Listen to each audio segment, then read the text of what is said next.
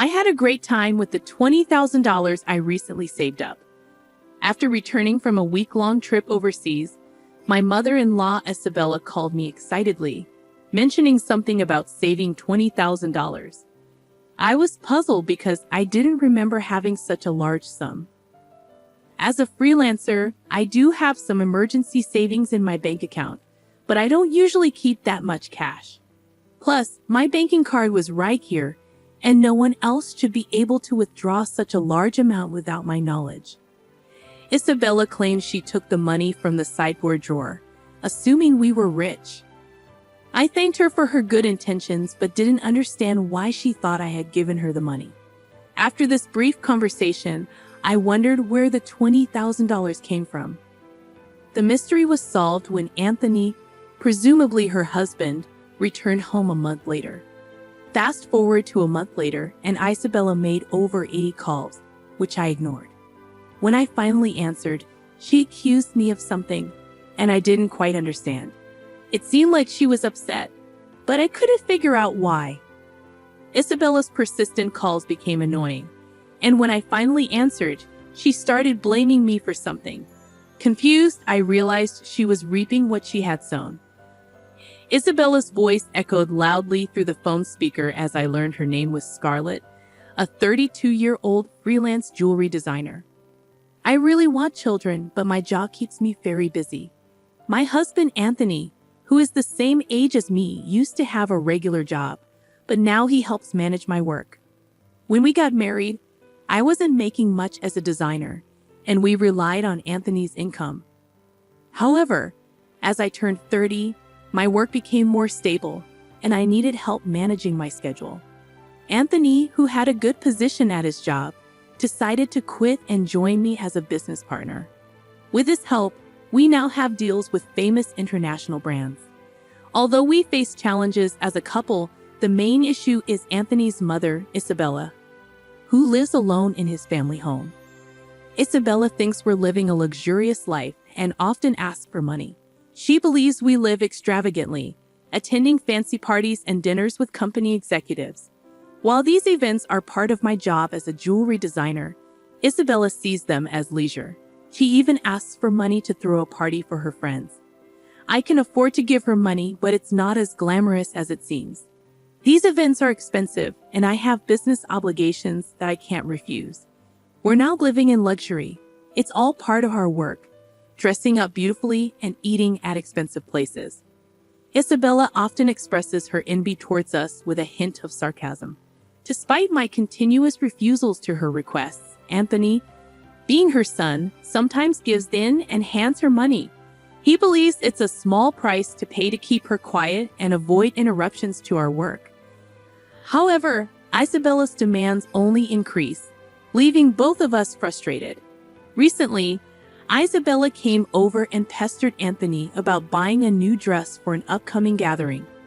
Despite suggesting a more affordable two-piece suit, she insisted on an expensive dress for the fancy party.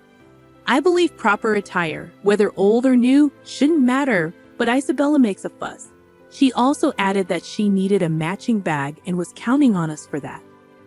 To address Isabella's constant money demands, Anthony set up a credit card in her name, telling her to use it for her expenses. Initially, she overspent and got warned by Anthony. He then asked her to report before making significant purchases. However, Isabella continued to overspend, once even buying an expensive ring without prior notice. The bill became astronomical, and Anthony, who was paying the bills, couldn't afford it. Isabella seemed to think the credit card meant endless spending without consequences. Anthony, frustrated with the situation, decided to put a limit on her card spending. Isabella stormed in, complaining that she couldn't pay for her recent shopping, not realizing the financial strain her overspending was causing us. "We've lowered your monthly limit, but it's still enough, right?" Isabella challenged, questioning the fairness of our lifestyle. She argued that her desire for fun and luxury wasn't much different from our work-related dressing up and attending fancy places. We explained that events like product launches and parties were part of our job, often taking place in luxurious venues. However, Isabella perceived it as us having fun rather than working.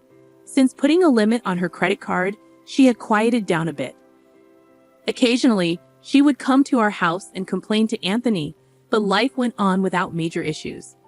As the year-end approached, a foreign brand approached me with a proposal to expand our business overseas. Excited about the opportunity, I saw it as a chance to join the ranks of top-tier designers. Anthony, handling things as my manager, saw it as a rare opportunity we had to take. However, there was a concern about Isabella. Given her past behavior, it was plausible that she might want to come with us. When we told her about our plans that weekend, she reacted just as we predicted. Isabella insisted we were trying to trick her and live even more lavishly overseas. Anthony tried to explain that it was for work, not leisure, but Isabella wouldn't give up, fearing we planned to move there permanently. We'll come back after our work settles down overseas, I reassured Isabella. She seemed worried that our plans would leave her behind. Both Anthony and I were exhausted from this circular argument. We couldn't take her with us, but Anthony, worn out from convincing her, suggested paying for a week-long trip for her instead. Really? Are you sure? Isabella half-happily accepted, and Anthony promised to cover her flight and hotel expenses. However, the peace didn't last long. A few days later, while Anthony was busy with overseas arrangements, Isabella visited our house. Anthony said that, but I want to shop over there too. Can you give me some money? She requested. I asked about the card Anthony had given her, and she admitted he had taken it away, fearing she might misuse it with different currency rates overseas.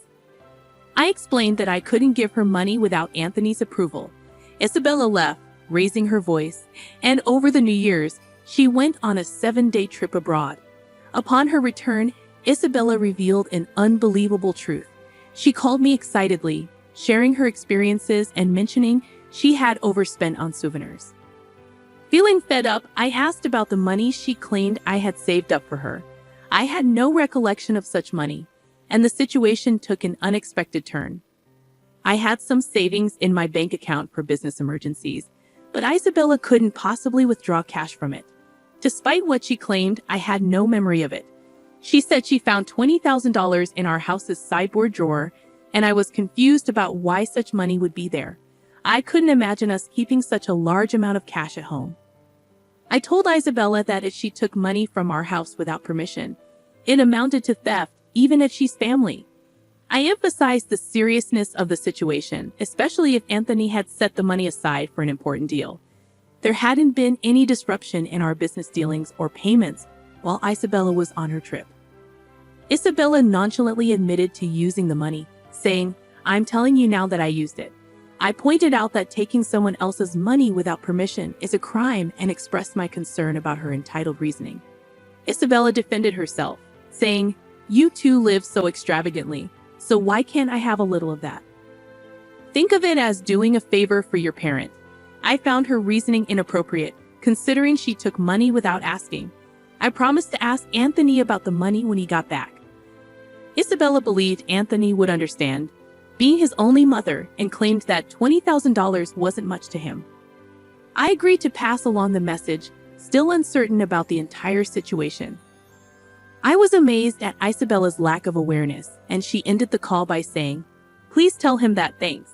Still baffled by the $20,000 in cash at home, I asked Anthony about it when he returned that night. Anthony had withdrawn the money from his bank account 10 days ago for an urgent payment. He needed cash immediately, but I was surprised that he kept such a large sum in a drawer, considering the potential risks. Anthony, looking troubled, asked if I knew anything about it. Today, Isabella called, thanking us for the $20,000 and mentioning she had a blast with it. I didn't understand what she meant, but it turned out the money was Anthony's after all. However, we still didn't know what such a large amount was meant for. I questioned Anthony about why he had left such a large sum at home, especially when we usually did bank transfers. Anthony explained that after limiting Isabella's credit card amount, she had secretly borrowed money from various sources, including consumer finance cards and credit cards she had opened without his knowledge. When Anthony discovered this, he took all her cards and prepared the cash to repay Isabella's growing debt. Although he gave her the cash, he knew she might spend it recklessly. The situation became clearer, but the mystery of Isabella's actions remained. I planned to pay the institutions directly through bank transfers, but Anthony preferred fewer records in our bank accounts for the sake of trust with our business partners in bookkeeping. So he decided to withdraw the cash and pay individually. Supporting Isabella's overseas trip was like a parting gift, knowing we wouldn't be able to take care of her like before after moving abroad. As time passed, Isabella's calls to my mobile phone became frequent, almost 80 calls every day. Anthony had advised me not to bother with her, but the persistence made me concerned. One day, Isabella's voice sounded almost like a cry as she apologized for bothering me during the busy moving preparations. She explained that she was receiving payment demands almost every day, and Anthony seemed to be blocking her calls. Isabella couldn't get through to him and pleaded for my help, saying I was her only hope. I was surprised that Anthony would take such a drastic step with his own mother. If he had used the money he prepared to pay off Isabella's debts, this situation might have been avoided.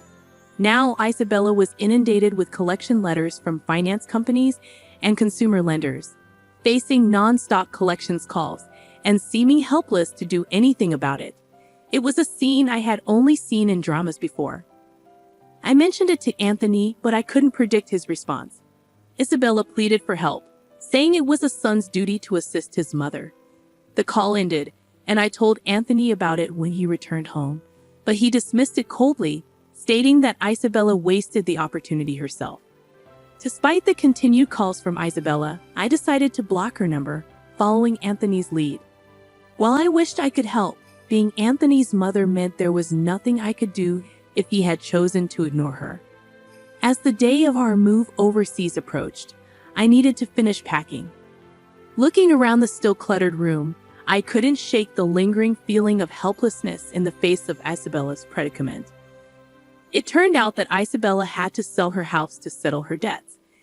In addition to the $20,000 Anthony had intended to use for repayment, she had hidden even more debts. The amount was so substantial that even after selling her land and house, she couldn't fully clear it. The total balance was unimaginable. Our family home was gone, and Anthony, though somewhat sad, acknowledged there was nothing we could do. Losing the house where one grew up must have felt like a significant loss. Anthony, having lost his place to return to because of his living mother, must have been feeling a deep sense of loss. Isabella now lived in a cheap apartment, struggling to repay the remaining debts with her part-time job. At her age, finding work must be challenging. I felt a bit of sympathy for her. However, the consequences of her spending led to this, so she was to blame. Even for the elderly, taking responsibility for their actions is necessary. Despite the challenges, my business was thriving overseas, and the move had brought more inquiries from other brands. I received offers from unexpected places, something I couldn't have imagined back home. Although it was all appreciated, I was so busy that I barely had time to sleep. Anthony, too, was occupied with various tasks. At this rate, having children was still a distant thought. I pondered this as I gazed at the foreign cityscape outside the window.